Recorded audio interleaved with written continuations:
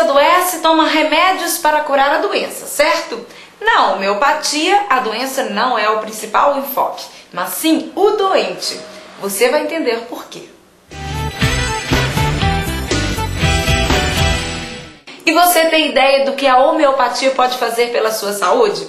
Bom, doutora Marília explica pra gente qual é a diferença entre o tratamento homeopático e o tratamento alopático.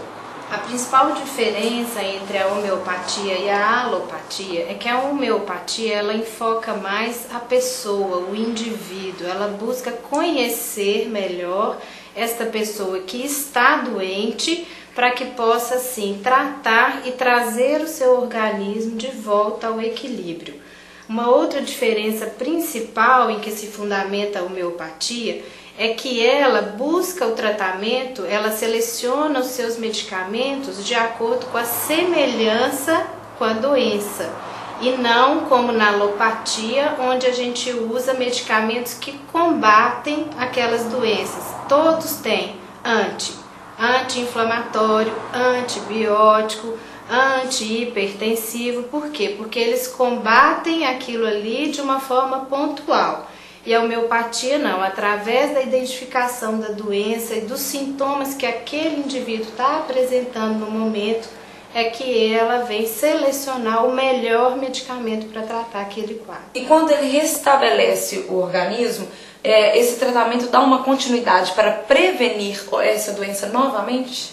Pode ser feito sim um tratamento preventivo. Em muitos casos, o tratamento homeopático é tão benéfico que o doente se mantém bem, estável, sem adoecimento por longos períodos, ou com quadros de adoecimento leve, mas que por seu organismo estar bem equilibrado, consegue sozinho combater aquelas doenças sem o uso de outros medicamentos.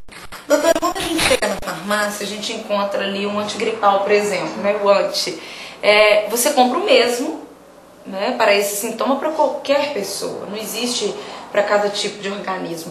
Na homeopatia isso é diferente também, né? Sim. Ele é elaborado, essa fórmula é elaborada de acordo com o paciente. Sim, esses medicamentos foram criados e estudados pelo Samuel Hahnemann, que foi o fundador da homeopatia no século XIX.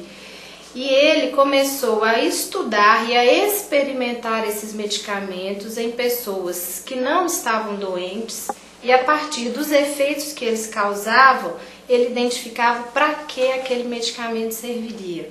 Por exemplo, você utiliza a substância de um veneno, que pode ser utilizado na homeopatia, e aquele veneno gera determinados sintomas ou uma determinada intoxicação.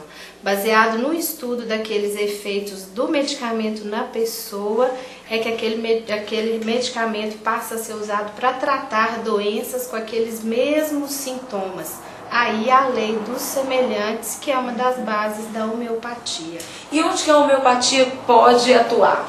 Que tipo de doença, de caso, né, de doença? Ela pode atuar em todos os tipos de doença, principalmente em fases mais precoces dessa doença, quando ela ainda não causou lesões definitivas àquele organismo.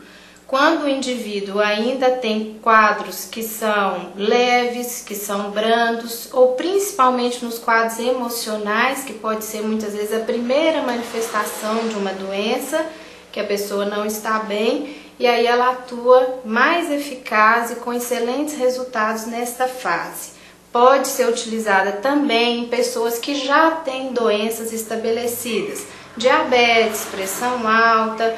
Mas nesses casos, se já há uma lesão causada por aquelas doenças no organismo, a homeopatia atua, mas não há como reverter aquele processo que já é definitivo. E nesse caso também não substitui o tratamento homeopático? Não. Nesse caso passa a ser um tratamento coadjuvante, que pode muitas vezes auxiliar tanto naquela doença, a ponto da pessoa usar menos medicamentos que ela vinha usando antes de iniciar o tratamento homeopático. E aí seria um complemento ali. Seria, nesse caso, um complemento.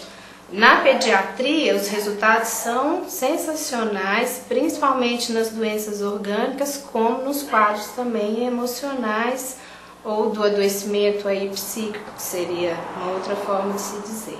E como o paciente percebe os resultados do tratamento?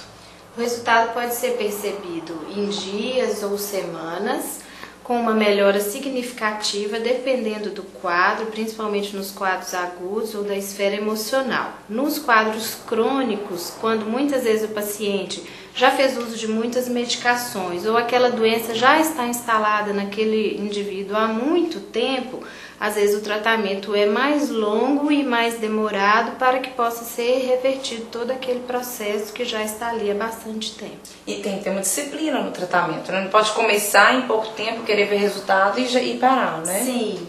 Muitas vezes, no andamento desse tratamento, nas consultas que são realizadas, é que nós podemos perceber detalhes que antes não tinham surgido, que não tinham vindo à tona e que vão beneficiar ainda mais o paciente na busca do medicamento que vai dar o melhor resultado.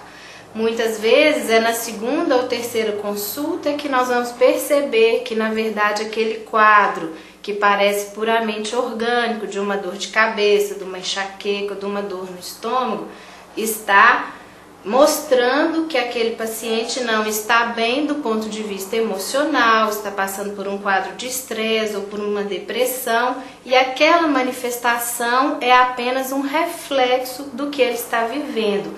Aí a importância de se valorizar o indivíduo e não a doença. E quando isso é percebido por vocês, ele pode continuar o tratamento, mas com uma outra medicação para ajudar nesse estado emocional? Pode sim. Aí os resultados são melhores ainda quando você consegue trazer aquele indivíduo que não está bem do ponto de vista emocional para uma situação de maior equilíbrio, de maior estabilidade. Isso vai refletir no seu organismo e ele vai adoecer menos. Vai sentir menos mal-estar, menos dor de cabeça, menos problemas intestinais, porque do ponto de vista do equilíbrio do organismo, ele está bem. Agora, o medicamento homeopático pode fazer mal?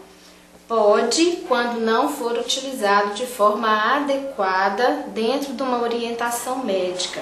A homeopatia é uma especialidade médica reconhecida pelo CRM e deve ser exercida por médicos, porque pode trazer complicações sim, tanto num processo de uma doença já instalada, se não for considerado de forma adequada, quanto também trazer efeitos colaterais do uso abusivo dos medicamentos.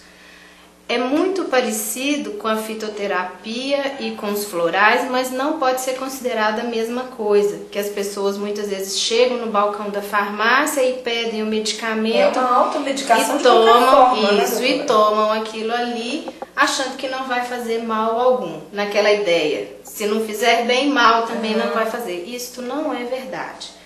A homeopatia, assim como a fitoterapia e os florais de Bach, utilizam substâncias presentes na natureza, mas elas são processadas de forma diferente, daí a distinção entre esses três tratamentos.